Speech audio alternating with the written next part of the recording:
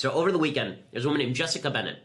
Jessica Bennett is the gender editor of the New York Times. Yes, that's a real thing. There's a gender editor, which is weird. I don't know how you would edit a gender. But in any case, she wrote a piece titled, "When Saying Yes is Easier Than Saying No." She argued that in many cases, women say yes to sex, but they don't actually want to say yes to sex. Right? She says, quote, "Sometimes yes means no, simply because it is easier to go through with it than explain our way out of the situation. Sometimes no means yes, because you actually do want to do it, but you know you're supposed to, you're not supposed to, lest you be labeled a slut. And if you're a man, that no often means just try hard, because you know persuasion is part of the game."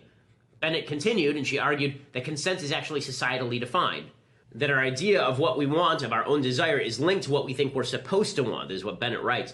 But Bennett offers no clear solution on this, right? So now she's saying that sometimes yes doesn't actually mean yes, sometimes yes means no, and sometimes no means yes, meaning a woman doesn't want to have sex, or she does want to have sex, but she wants to be persuaded into it. She's playing hard to get. Okay, this has happened, I'm sure, to thousands of people over the years, millions of people, where a woman says no, and then a guy says, please, and the girl says, okay, sounds great, right? Like this, the idea that no means no permanently, obviously, is not true. The idea that no means no from minute to minute is not always true. You have to take no as a no, guys. But this is when you don't have any societal standards, when sex has been completely delinked from meaning. It's difficult to redraw these lines. And this is one of the problems, is that in the Me Too moment, we're trying to draw lines in an area where all lines have been obliterated. Right? Bennett doesn't offer any clear solutions. If it's true that women say yes but mean no, are men supposed to read minds? If a woman says no but a man seduces her until she says yes, is the initial no more important than the final yes? Now, Bennett doesn't offer any guidance here, but she's not the only one saying this.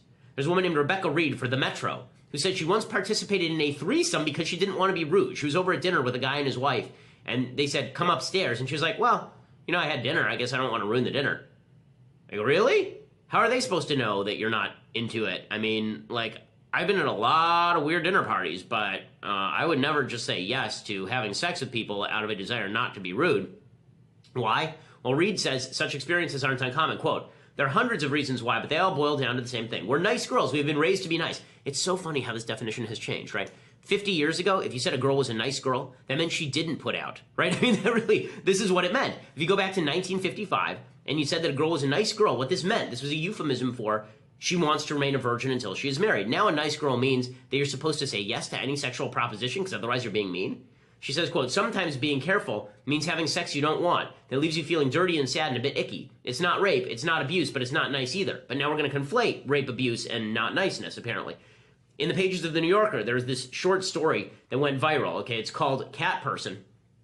The author of this piece it has now gotten apparently $1 million advance because the piece went so viral. What exactly is the piece? Well, it's about a woman named Margot who seduces a man. She sends him all the signals that she wants to have sex with him, but she's internally divided over whether to go through with it. Quote, she knew that her last chance of enjoying this encounter had disappeared, but that she would carry through with it until it was over. In the end, she has sex with the guy, right? She goes ahead with it, even though she's sort of repulsed by it. And it's not really rape because she says yes the whole way, but then she doesn't like it. And then she breaks up with the guy, like she never contacts him again. And he's texting with her, and then he says that she's a whore. And the whole idea of the short story is she's not really a whore because she didn't really want to go through with it, but she went through with it to be nice, and now he's being mean because he's calling her a whore. And there is this sort of vagary in sexual relationships, and this is painful stuff, I'm sure, for a lot of women, but it does raise a pretty serious question. What about the guys? What are men supposed to do? Because it's men who are on the line here, right? If these women have a bad sexual experience, that is quite terrible. It's quite awful. I feel terrible for them. But if the suggestion is that you had a bad sexual experience and now you get to ruin a guy's career over it or ruin his life over it, there I'm not so cool, right? We are in the midst of a crusade not to make women feel better about sex, but to punish male aggressors, right? There is a distinction. This is not about making women feel better about sex. The Me Too movement was not supposed to be about just all sexual experiences for women are supposed to be glorious and wonderful, because not all sexual experiences are going to be glorious and wonderful. I'm married for 10 years. Not all sexual experiences, even within marriage, are the same, right? Sometimes better than others. The idea that as a society, we are now targeting bad men, we have to differentiate between the two goals. One is assure that sex for women is better. The other is assure that men are not aggressors. The second one seems to me easier than the first, but we're conflating the two. If we water consent down to nothingness, if yes sometimes means no, and no sometimes means yes, and men are supposed to read minds, and if they don't read minds properly, we ruin their careers, then how can we ever expect there to be any sort of comfortable sex at all? Because men are not going to engage if they're bright, right? And women are then going to claim that men are denying them, I suppose.